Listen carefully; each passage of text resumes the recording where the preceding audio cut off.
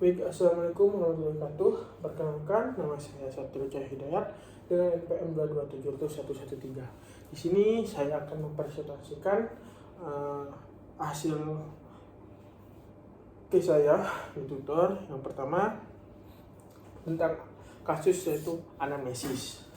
Nah, di anamnesis ini kita memiliki pasien laki-laki dengan datang ke klinik dengan mengalami keluhan utamanya yaitu mengeluh sesak nafas, jantungnya berdebar-debar. Nah, selanjutnya kita melakukan pemeriksaan fisik.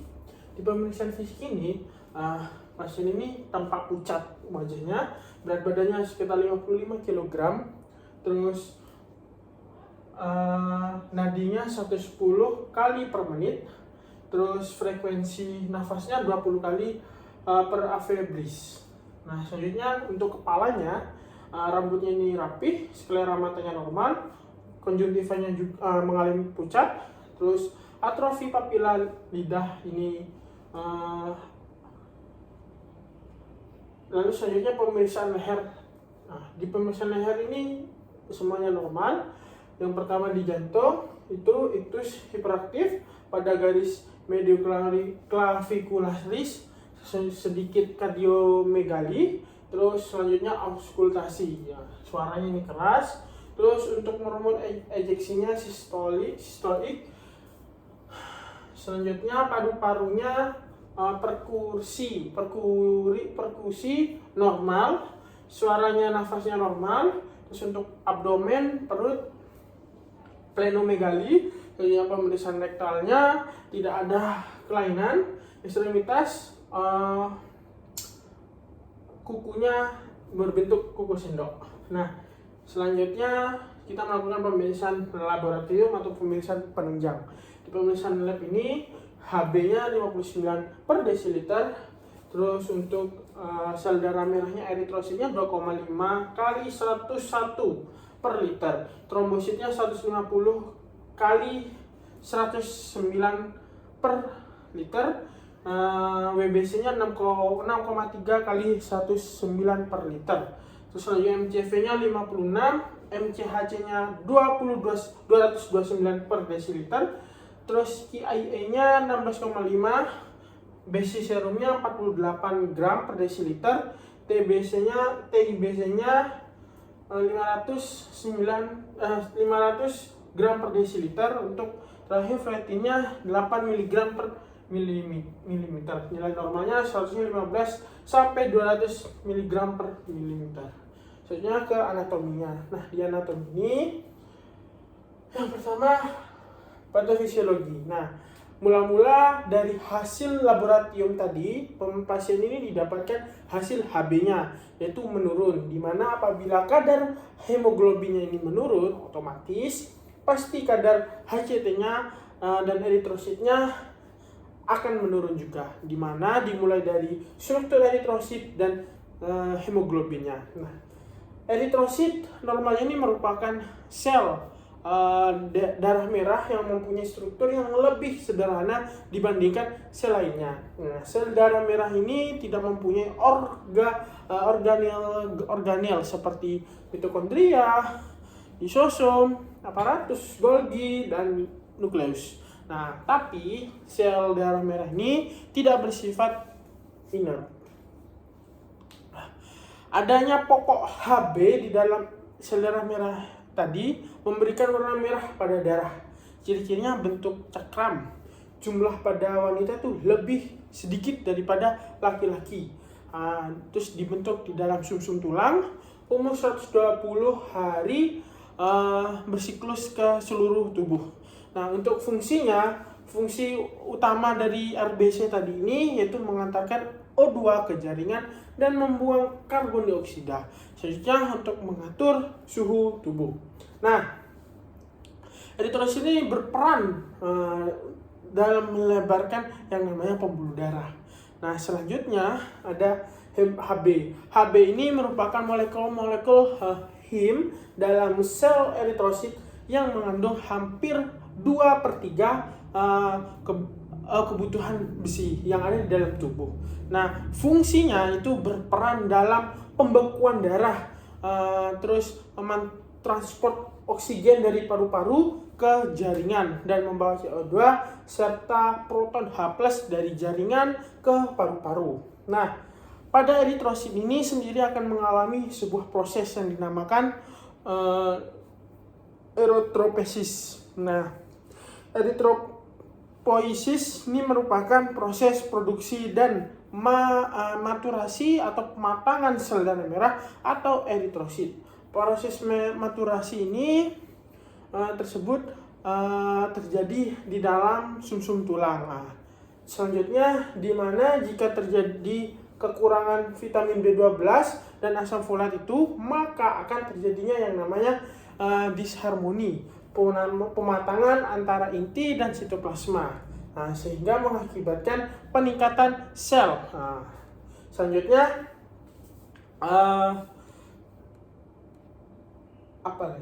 selanjutnya terdapat 6 tahapan. Berdasarkan urutannya, maturasinya itu yang tadi saya sebutkan. Yang pertama, tahap proritoblast. Selanjutnya eritoblas, terus eritoblas polikromatik, eritoblas ortokromatik, retikulosit, terus tahapan disebut sebagai eritrosit yang berasal dari retikulosit. Nah, selanjutnya gejala-gejala terjadinya anemia sendiri, karena pasien ini terjadinya menyimpulkan karena terjadinya anemia. Yang pertama itu badan menjadi lemas, ciri-cirinya terus cepat lelah, 3L, lelah, letih, lesu. Terus matanya akan menjadi berkunang-kunang, terus pusing, sesak nafas, terus dadanya berdebar, terus lemah otot, terus serta kulit dan mukosanya pucat.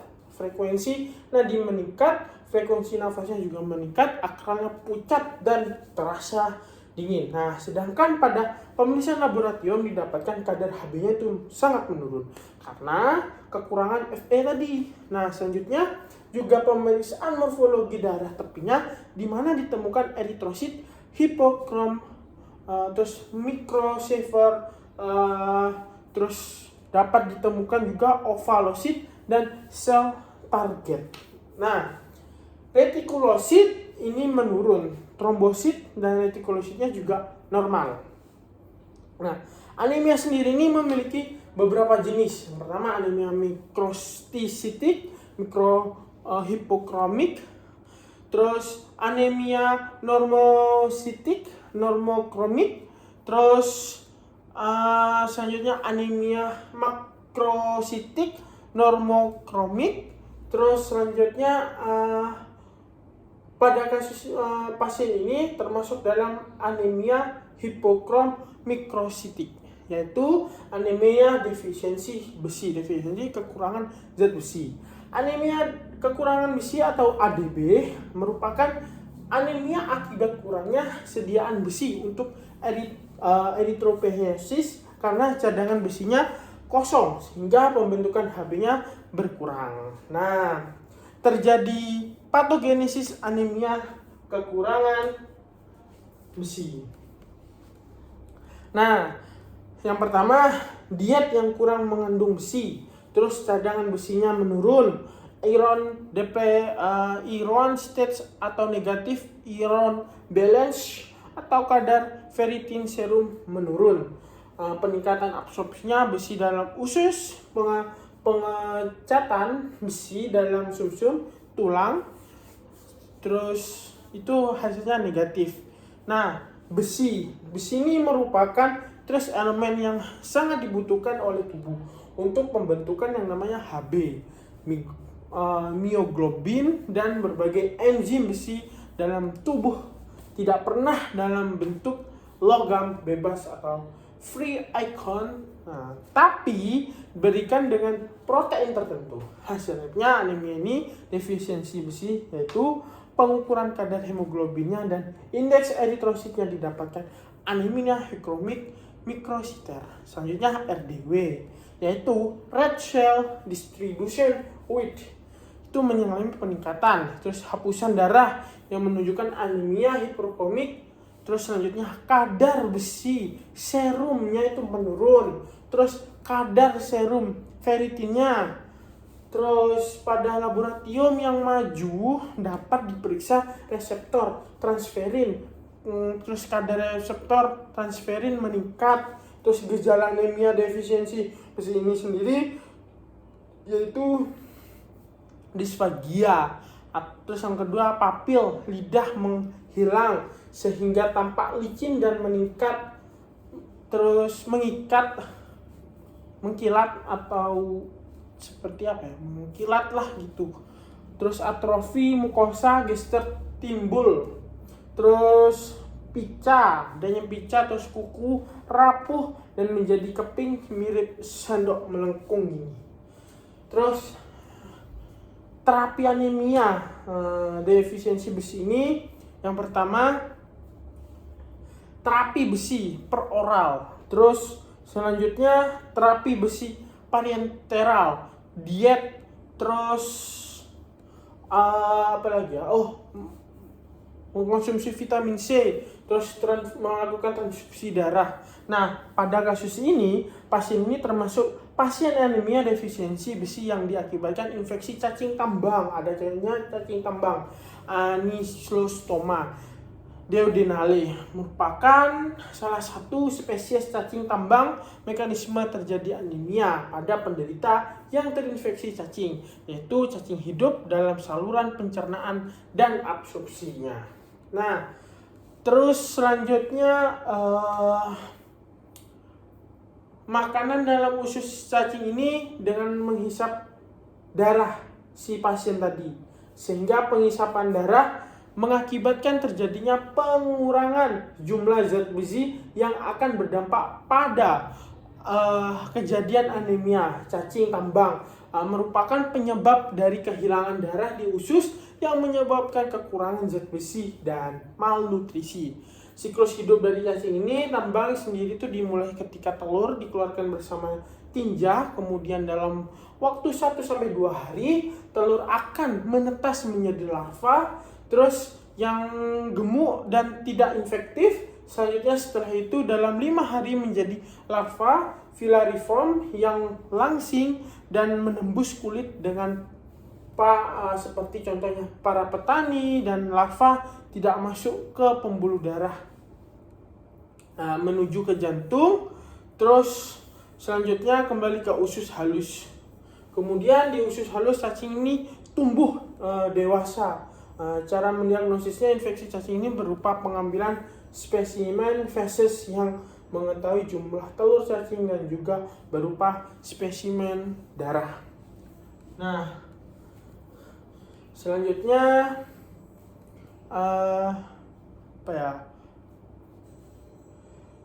efek samping zat besi oral. Nah, yang pertama itu nausea, yang kedua nyeri epigastrik, 3 kram pada abdomen, konstipasi, diare, dan warna fesesnya menjadi warna hitam. Terus efek samping zat besi ini parental itu terjadinya sakit kepala, demam, terus back pain, terus urikaria, terus analisasis, dan mengakibatkan kematian. Nah, selanjutnya ke prognosis. Jika penyebab kekurangan besi diatasi, maka prognosis yang akan baik. Jika terapi inadekuatnya akan menyebabkan anemia rekuren, sehingga terapi harus diberikan minimal 12 bulan setelah anemia terkoneksi.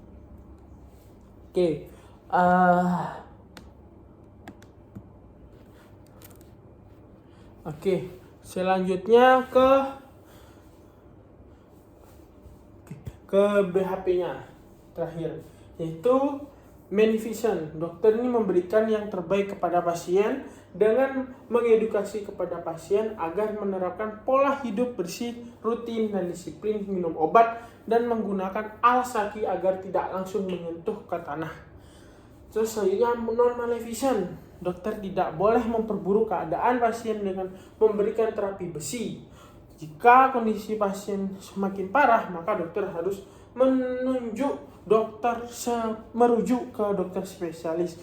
Autonominya, pasien sudah cukup umur untuk membuat keputusan, dan dokter harus menghargai keputusan yang telah dibuat oleh pasien. Justice, dokter tidak boleh membeda-bedakan pasien berdasarkan jenis kelamin, usia, ras, suku, ekonomi, dan sosial pasien. Terus PHOP, health promotionnya, kita harus mengedukasi kepada masyarakat mengenai penyakit anemia, gejala bahaya, dan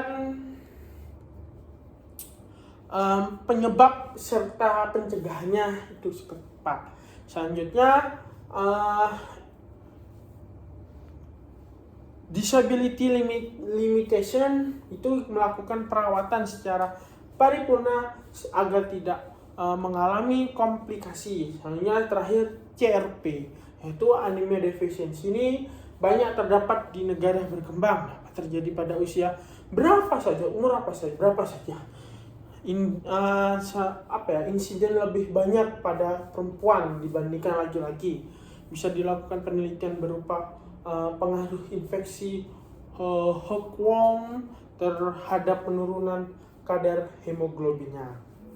Nah, mungkin itu sekian dari saya. Mohon maaf jika banyak kekurangan atau tutur kata yang salah, mohon dimaafkan. Terima kasih, selamat malam. Assalamualaikum warahmatullahi wabarakatuh.